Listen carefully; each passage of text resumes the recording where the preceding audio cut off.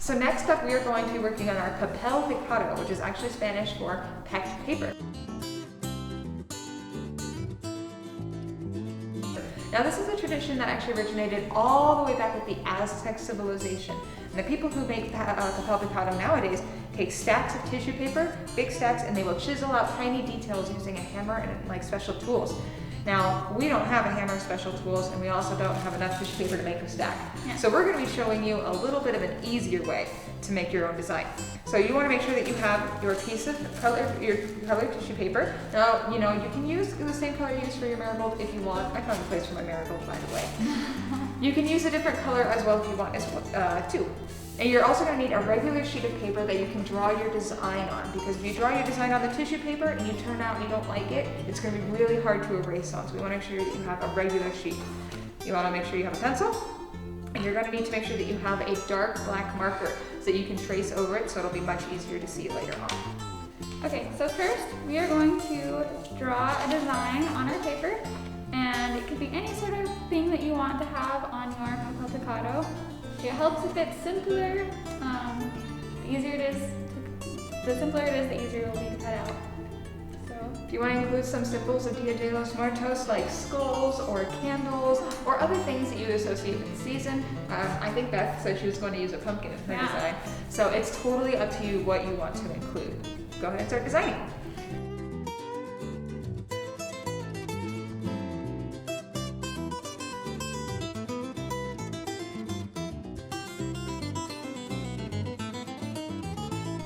Alright, so once you have your design penciled in, you can go over it with a Sharpie or a dark colored marker to make it easier to see, so that it'll be easier to trace your tissue paper.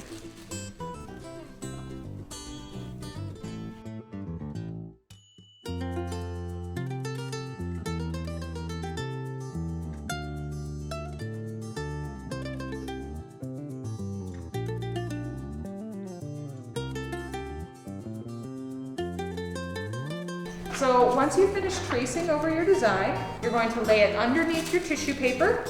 Now you should be able, I don't know if we can see on the camera, but you should be able to see through it and see through the design underneath. This is when you're going to need to trace your design onto the tissue paper. Now you can trace it with the marker if you can't see it very well, or you can trace it with the pencil so you can erase your mistakes. Or you can do pencil first and then marker. Whatever floats your boat.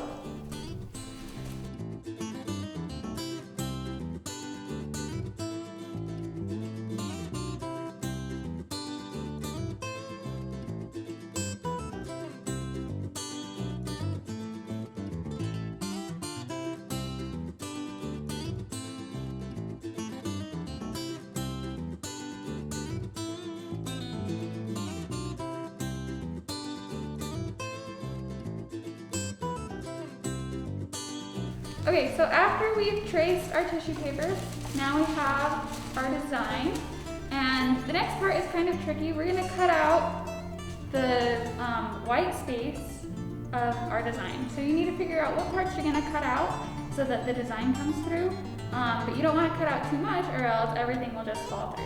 So, now, a good hint if you're worried about making any cuts first, go ahead with your marker and mark in black the parts that you will need to cut out. Now anything that's left as a white space is something that's still going to be connected to the paper. So you want to make sure that you don't cut any lines that you're going to need to keep the paper connected to it. So if that helps you to go through first and mark which parts you actually have to cut, that's a good way to keep safe. So I just marked the inside of the eyes. I know I want those parts cut out. So that's what I'm going to cut out first.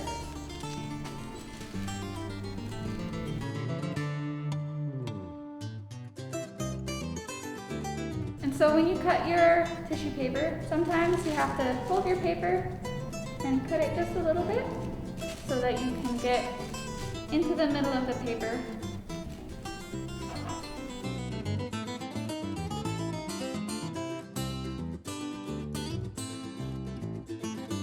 So this is what mine looks like when it's done. Mary's the cutting nurse. She's not great with scissors. Yeah.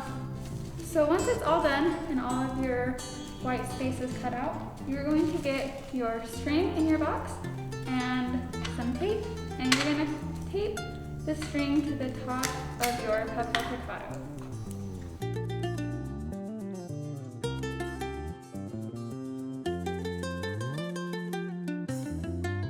Okay, so then once your string is taped to your Papel Picado, then you can hang it up, and if you had multiple pieces of tissue paper, you can make a lot and string them all together, and you could hang it somewhere in your house.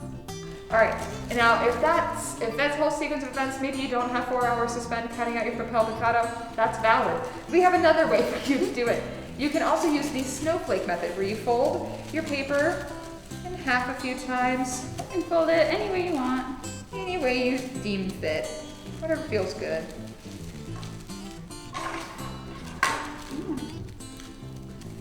And then you're just gonna cut triangles, lots of different shapes out, like if you were making a snowflake.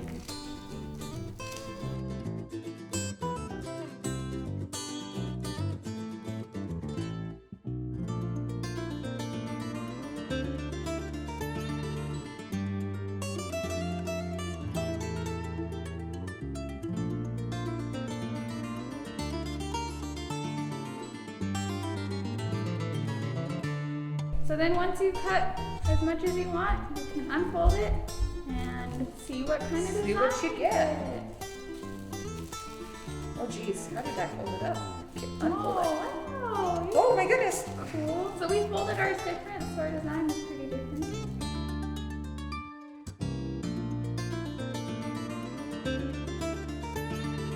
So now, and then you can hang this up and it'll show the light just as well. And you can hang it up with some string, put it in a window just with all the other ones.